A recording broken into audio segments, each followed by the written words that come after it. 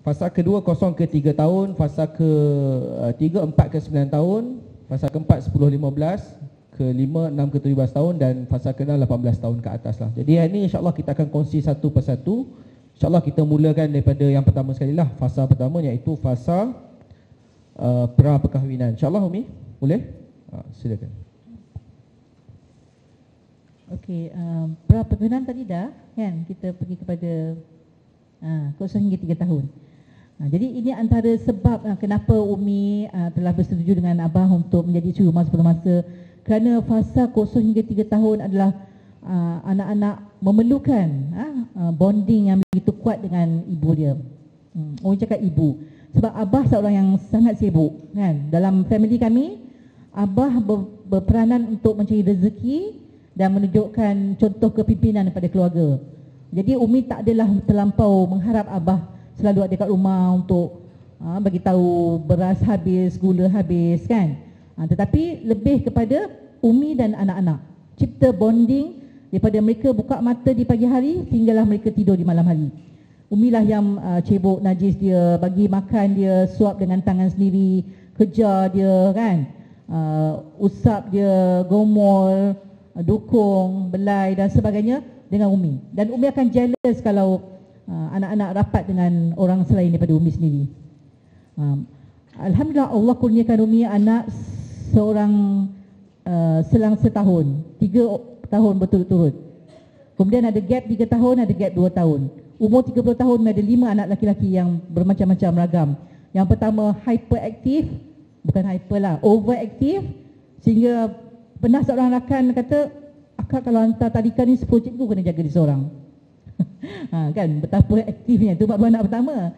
Betul, tahun berikutnya dapat anak lagi kan, tahun anugerah Allah SWT kita terima dengan reda.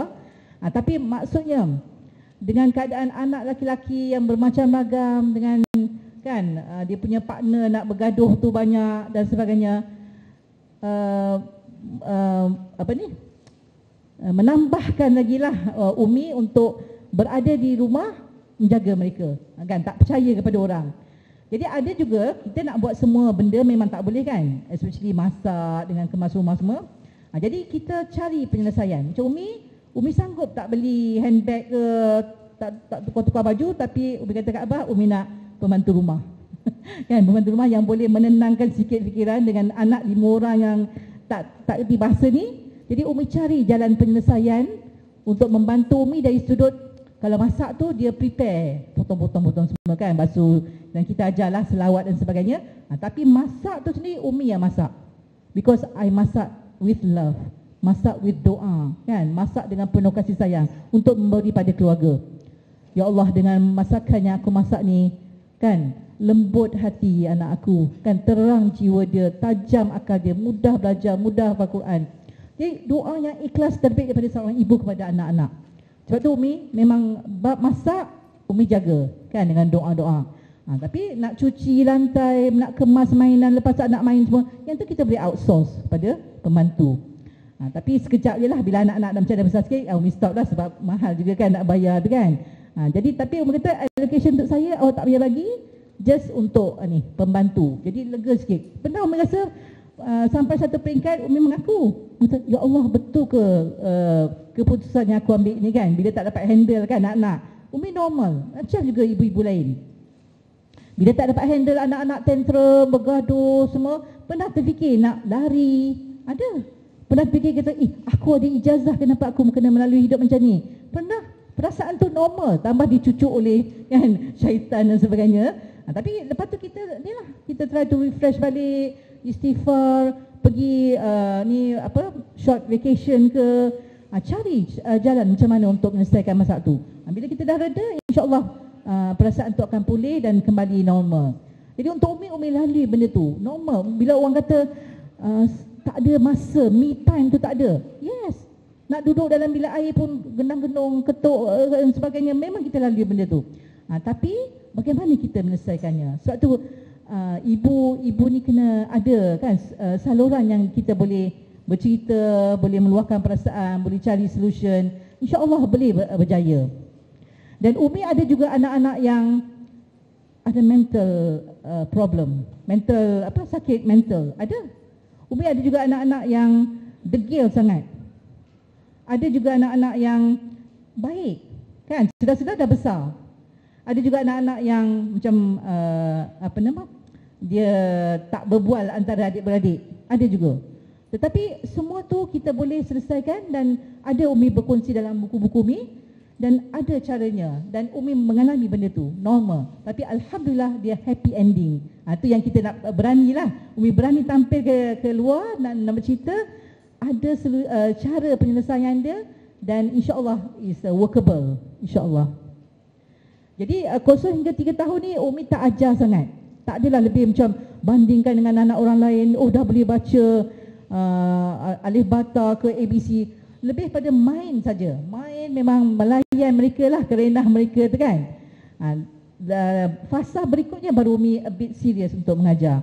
Jadi jangan worry too much lah kalau anak kita tak tahu huruf hijaiyah ke apa kan lagi. Masa ni just bersama mereka dan cipta bonding yang begitu utuh dengan anak sehingga kita kenal anak kita sedalam-dalamnya.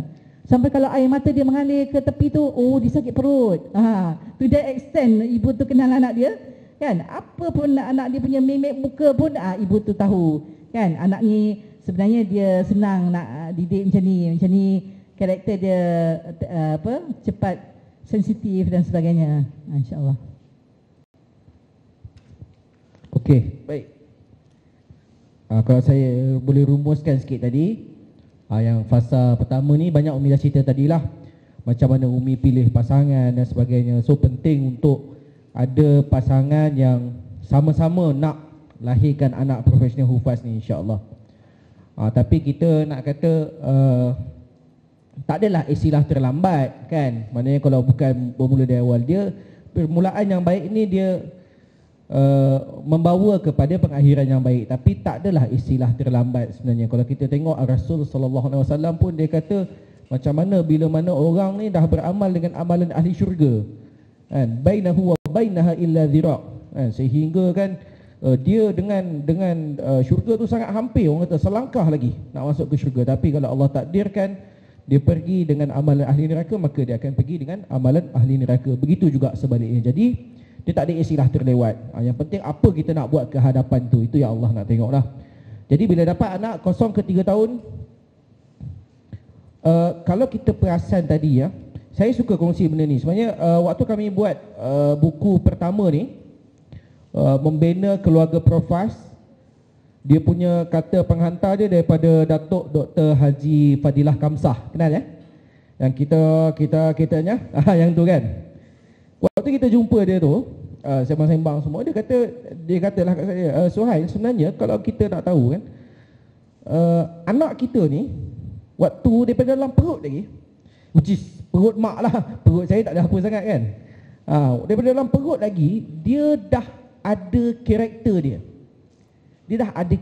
dia. Jadi menjadi tanggungjawab kita untuk kenal karakter anak-anak tu. Sebab tu tadi yang Umi cerita, kenapa Umi sampai ambil keputusan untuk jadi ibu suri rumah fasa tu bukan sebab apa? Sebab Umi nak ada masa yang betul-betul Umi peruntukkan masa yang berkualiti dengan anak-anak tu. Itu tujuan dia sebenarnya. Kan?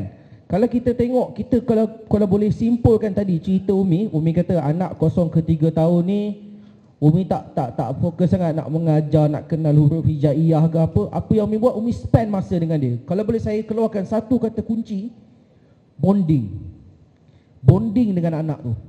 Itu masa yang Umi luangkan cukup-cukup sehingga Umi kenal karakter anak tu. Sebab tu Umi spend masa. Jadi insya-Allah kita yang berkejaya pun boleh.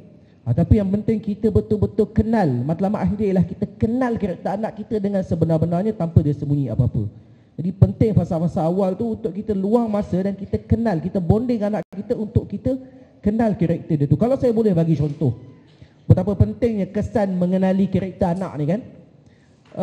Dulu kami, kita orang adik-adik 3 yang pertama ni selang setahun semua. 3 yang awal ni memang rapat-rapat lah. Dahsyat kami waktu tu, zaman tu. Jadi kami ikut abah kami waktu tu ke UK, ke United Kingdom, sambung PhD. So Umi bawa waktu tu, orang lain, kawan-kawan lain, dia bawa buku matematik, bawa buku sains, apa semua. Tapi Umi waktu tu, Umi bawa Muqaddam je. Waktu tu yang sulung darjah 1, 6 tahun, 5 tahun macam tu kan. Umi bawa Muqaddam lah. Zaman tu tak ada lagi Iqra, Qiraati, Furqan apa semua ni kan. Dia bawa Muqaddam. Jadi Umi sendiri yang ajar dia orang mengaji. So biasanya kalau nak mengaji tu memang dia orang beratur. Anak pertama Aiman baca dulu, lepas tu Syamil anak kedua, Irfan anak ketiga.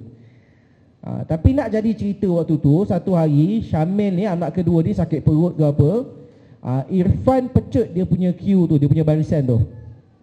Jadi Aiman baca dulu anak pertama, kemudian Irfan anak ketiga baca. Jadi Syamil tu anak kedua jadi orang terakhir baca hari tu.